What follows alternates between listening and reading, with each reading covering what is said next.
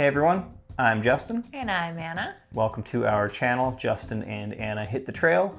Last year in 2024, we thru-hiked the Pacific Crest Trail from Mexico to Canada, through the Southern California desert, through the Sierra, through Northern California, Oregon, and Washington.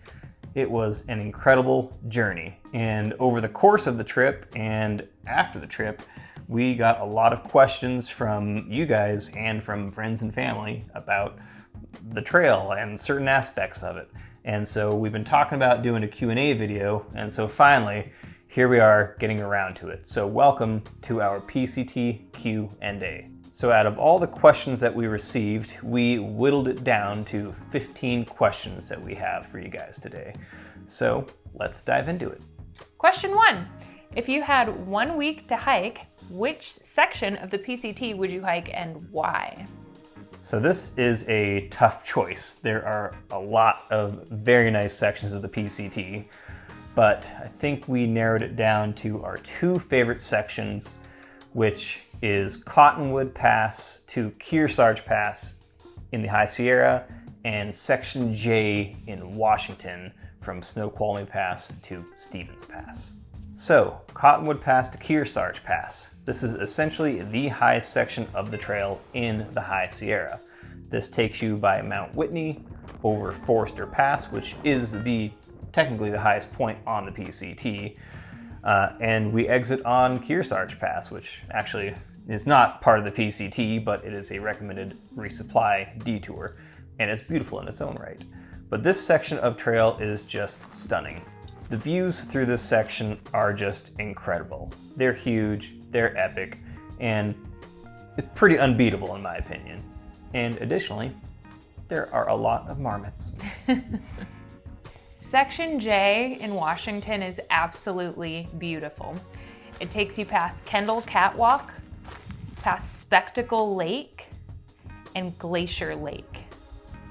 Big views, absolutely stunning the entire time. We saw a mountain goat, a couple actually. It was just such a gorgeous, wonderful place. It kind of felt like everything was right in the world as we were walking through it. Yeah, absolutely beautiful. Question number 2.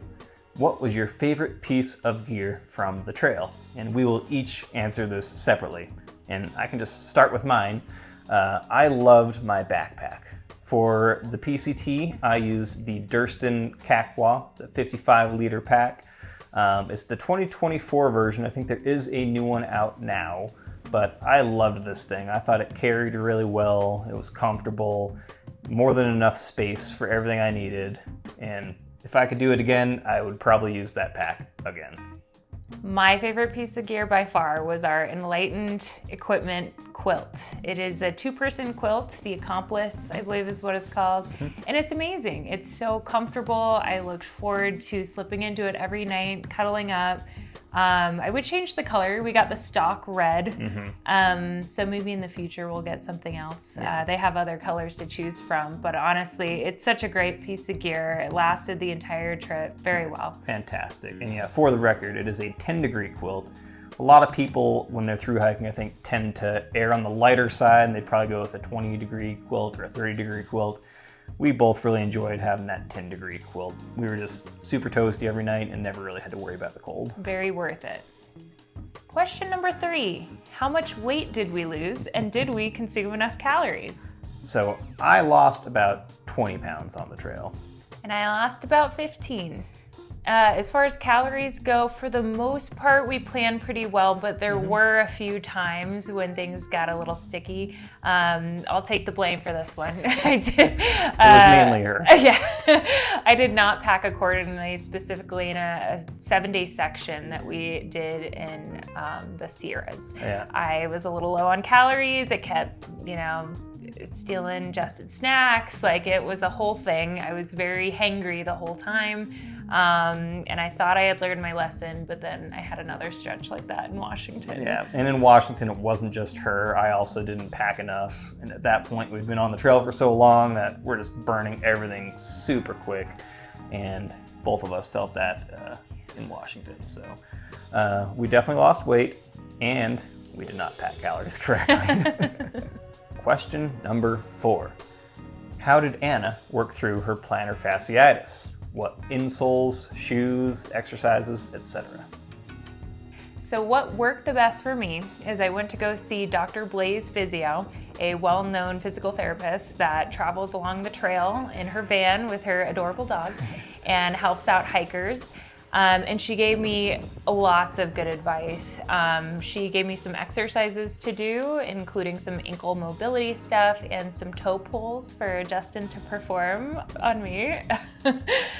She also recommended I take shorter steps. She recommends that to a lot of hikers, which I tried to do for a little while. It feels a little awkward, so I can't say I followed that one religiously. But also she recommended changing out my shoes.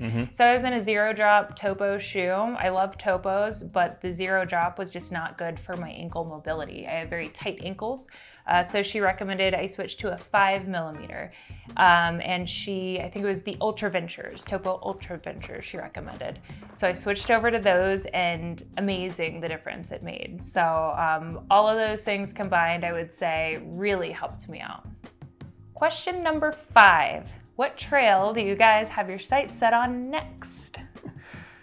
You might want this to be a Triple Crown trail, like the Continental Divide or the AT, but that might be a ways in the future still. I think we need to get back to normal life for a little bit after the PCT. However, we have relocated here to Colorado, and right over there in our backyard is the Colorado Trail. And it still might be a few years until we can make that happen, but the next big hike that we would want to do is the Colorado Trail. However, because we are now here in Colorado and the Rocky Mountains, our backyard, there's going to be a lot of excellent trip videos coming this year. I can guarantee that. Question number 6. Do you have plans to finish parts that you missed, such as Section K? So the answer is yes. We do want to finish a few of the sections that we skipped because of the fires. Not all of them. There's a few burn scar areas in Northern California that we had to skip over. Yeah, especially the Dixie Fire burn scar area. Right. Not too interested in going back and hiking that. Yeah, but there's some sections such as Crater Lake that we were really bummed we had to skip. Also Section K. That's the Glacier Peak Wilderness in Washington. Yeah, that's one we really, really want to go back and do. So yeah, we don't know exactly when yet. The plans aren't set, but those are on our radar to finish up. Yes, but we do not have intentions to go back and complete every mile of the trail. I think if we have the time to go knock out like a week on the trail, we'd rather go hike somewhere beautiful and new rather than through a burn scar just to put a feather in our caps. Question number 7. What kind of work did you do before the trail? How did you financially prepare for the trail? And what kind of work are you doing now that you're back from the trail? Well, I will start by answering that for myself. I worked at an agricultural lab in Phoenix for almost 11 years. Started there as a lab technician. When I left, I was a lab manager. And I was fortunate enough to find a great job here in the Springs, working for a manufacturing company. And I am again in a lab as a lab supervisor. So another good job in a lab for me. In Phoenix, I was in property management, and here I found a job at a tech manufacturing company as a customer service coordinator. In regards to financially preparing for the trail, just save, save, save. One thing that I think really helped out was instead of using a traditional savings account at whatever bank you use, we put our savings into a high yield savings account.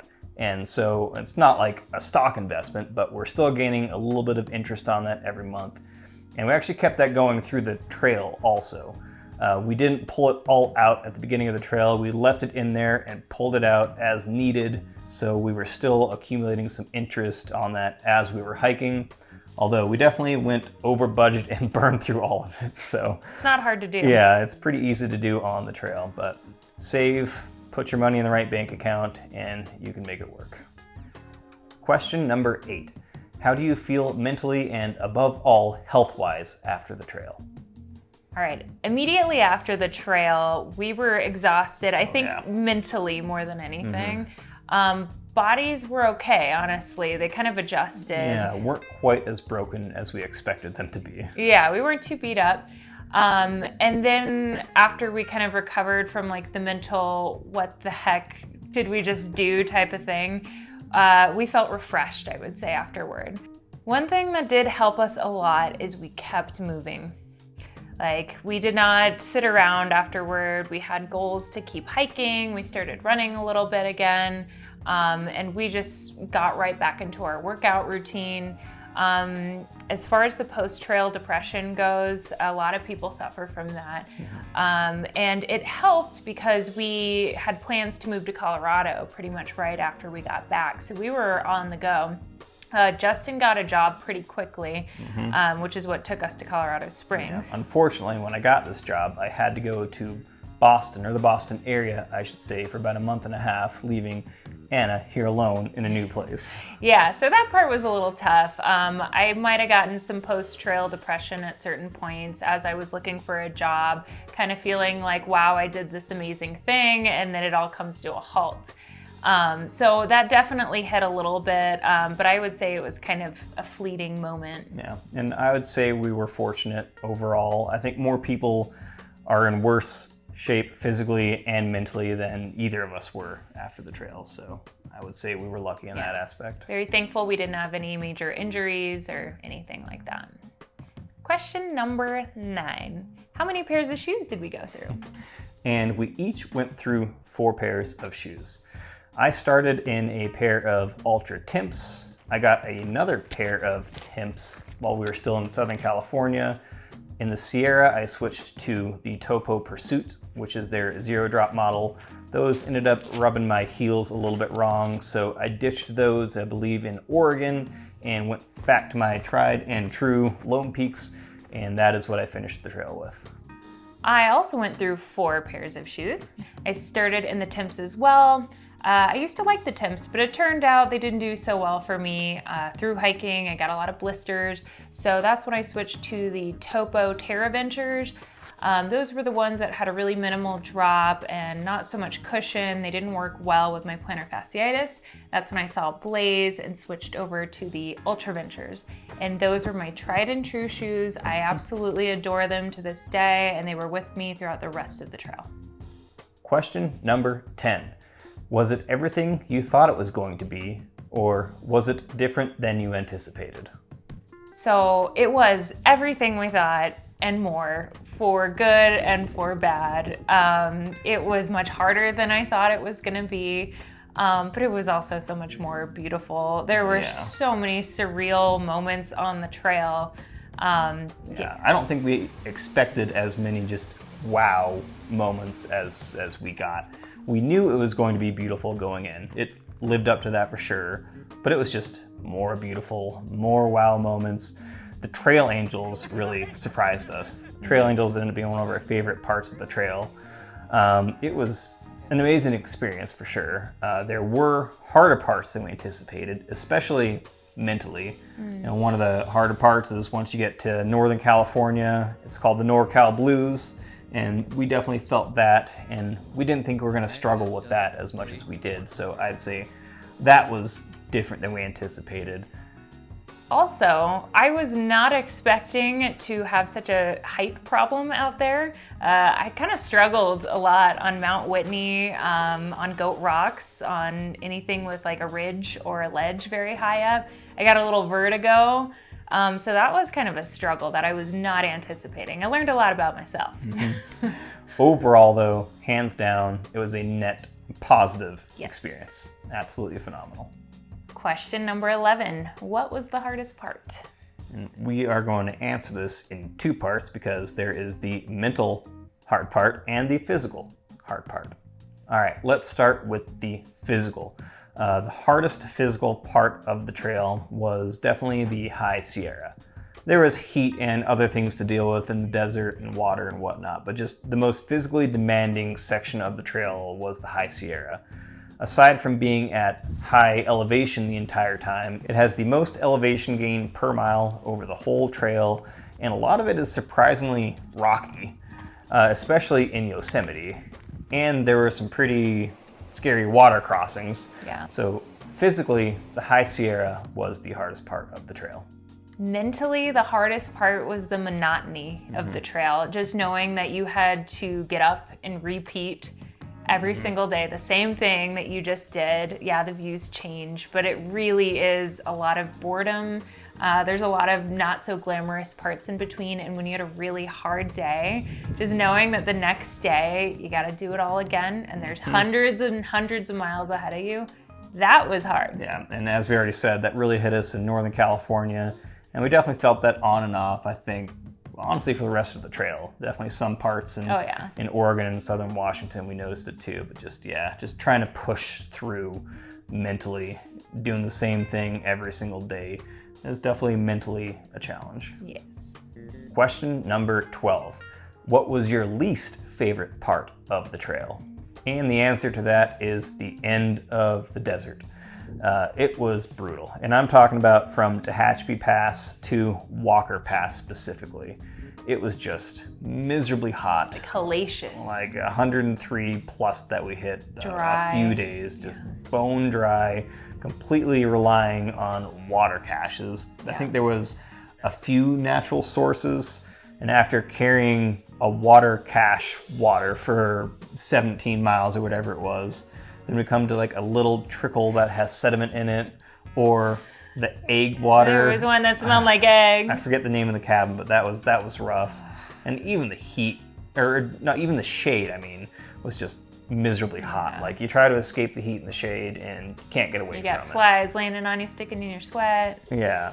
So definitely the end of the desert was our least favorite part of the trail. Question number 13. What did you eat on trail? Not enough.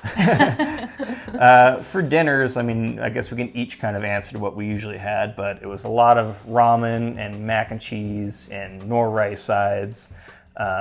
What were your dinners like? I mean, my go-to was nor-sides. Spanish rice nor-side always slapped for me. I don't know what it is about it. I would probably still eat it, although I haven't, because I probably ate about 40 or 50 of those. Yeah. But yeah, I think just a lot of snacks too, like tons of snacks, Cheez-Its. tons of Cheez-Its, Sour Patch Kids. Got to have some candy for sure. Starburst. Yeah. Started every morning with a couple cups of instant coffee. And by a couple cups, I really mean a couple packets into a single cup of coffee, just to get it down really quick. Right. Usually like a protein bar, protein puck for breakfast, something like that. I loved the packaged croissants and pastries. Oh yeah, you got a lot of those. I got a lot of those. Peanut butter, tortillas. We actually packed out cheese quite often. We ended up becoming a big fan of the English muffin, cheese, and spinach sandwich for lunch. It's a good combo. Yeah, that worked out well. We might do that for some future trips for sure. Yeah. But yeah, we tried to keep the food relatively cheap. When you're going for a long time, you can't just go and buy those nice dehydrated meals from REI that cost $15 a pop. That would be a treat for us. We did those occasionally, but that was a treat for sure. Question 14. What preparation or training would you do differently, and what worked well? Honestly, as far as training goes, I wouldn't do anything differently. We were hiking a lot, backpacking on the weekends. We were in the gym. You wouldn't think, you would need to lift weights in order to prepare for a thru hike. But let me tell you, it really helps to start with a good foundation of strong legs and core, even arms, because you are like taking off your backpack all day long, you're holding your poles. Like it all helps to strengthen everything. Yeah, I mean, obviously, the most important thing that you can do to train for backpacking is to go backpacking to get your body used to that exercise and that motion. However, there is no way to really train for the type of mileage that you're going to do on a thru hike. And one of the best ways to train for that is lifting heavy. And don't just take our word for it. Like if you listen to any podcast, like if you go listen to any backpacker radio episode where they have Blaze Physio or another physical therapist on there that specializes in hiking, all of them will say the same thing: lift heavy, strength train. And it's not just for the muscles, it's to get your tendons and your joints ready. And the best way to do that is to lift heavy weights. So yeah, backpacking a lot and strength training. We did both of those before the trail, and we would not do anything differently. Question number 15. Last one. Last one. It's a long question, so I'm going to read it off my prompt. Multiple parts to this one. How was it hiking as a couple? How did you deal with personal space? Difficult to find friends? Want to hike with a tramily? Sometimes share a hotel with other hikers? Let's start from part 1. It definitely had its positives and its negatives. Mainly positive. It was a great relationship builder. I mean, you are out there, you're completely raw with one another. There is no stone that is left unturned when you are on a thru hike with your partner. You are raw with each other. Yeah. You can't escape anything, and that includes the difficult conversations. Yes. So when you're hiking as a couple, if there's a problem, you can't just go into another room and turn the TV on or go out with your friends or whatever and avoid it. You have to face it. Yeah, things need to be addressed immediately and quickly so you can move on with the hike. Yeah, this was definitely a relationship builder for us. In regards to personal space, somehow, even though we're out hiking across the country, there wasn't a ton of personal space. I mean, yeah, physically we would be not right on top of each other when we're hiking, but obviously we were in the same tent every night that we were on the trail. When we were in towns, we were in the same hotel rooms. We were always out to dinner with each other. And when we were hiking, we did often hike side by side, or front to back, single file, you know what I mean. But there were some times where we did separate a little bit, but we didn't try to get too far. We had a bad experience in Mission Creek where we couldn't find each other for a while. It was very scary. That spooked us both. And after that, we made sure that we were always pretty nearby. So, yeah, not tons of space, honestly, out there. We were still pretty close to each other the entire time. But some couples we heard out there were giving each other personal space and hiking apart. It just never was something we felt the need to do. We were happy out there, honestly. Yeah.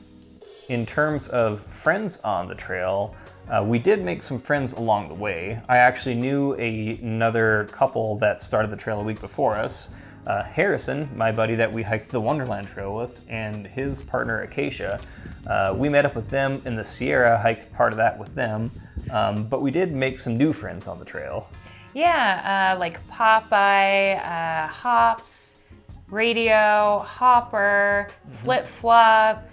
We did meet quite a few people along the way. We didn't really hike alongside anyone. We'd kind of randomly meet up with them. Yeah, when it comes to making friends, I don't know, because we were hiking as a couple, we didn't really seek out that friendship that I think a lot of like single hikers would, that are looking for that camaraderie, because we already have that. Right. So we didn't seek out other friends necessarily, but of course we did stumble into some good friends on the trail. And we didn't really hike with a tramily because we kind of liked our isolation. We liked just being out there, just the two of us alone. So we would sometimes meet up with people in towns. Yeah, but logistics get a little complicated when you get a tramily, as we heard from other tramilies. So it was nice having the simplicity of just doing what we wanted to do and hiking at our own pace. Yeah, we also did notice there were other couples, I think in the same boat as us, that just ended up hiking the trail, mostly just the two of them. But for any single hikers out there, very easy to find friends and very easy to get into a tramily. And the last little part of this question, did we ever split a hotel room with other hikers? And actually the answer is no. We did not split a hotel room with anyone the entire trail. Yeah, it was just us two. Yeah, it probably would have been a good idea financially to do that. We could have split the cost, 4 ways with another couple as opposed to just 2 ways. But, hiking as a couple, when we got to town, we kind of liked our space to ourselves. Well, I hope you guys enjoyed our little Q&A. If you have any more questions that you'd like answered, please drop it down in the comments. We'll do our best to answer them. Well, that is going to do it for now. Until next time, we'll see you guys out on the trail. Cheers. Cheers.